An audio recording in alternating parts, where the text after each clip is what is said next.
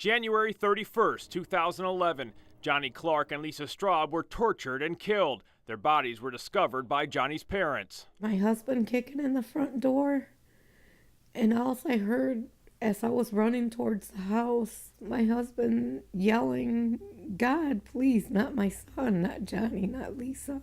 Samuel Williams was found guilty of the murders and is now serving life in prison. Cameo Petaway was also charged, but later acquitted after the prosecution decided there wasn't enough evidence for a conviction. Judge Bates granted that motion, refusing to allow the jury of his peers to deliberate on a guilt or innocence effectively. Johnny's mother, Mayte Clarke, says the prosecution was lazy and the dismissal was granted because the county prosecutor, Julia Bates, is the wife of the judge in the case.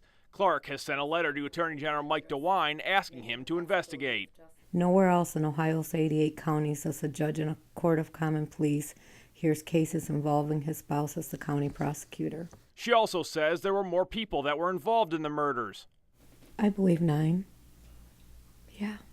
She says there's evidence to back up that claim, but it's mostly circumstantial, making convictions more difficult. But there is still justice to be served. There was so much evil that night that it devastates your soul and your mind and your heart. Perhaps a silver lining through the tragedy, Johnny's siblings have found a calling in law enforcement. They want to go into homicide.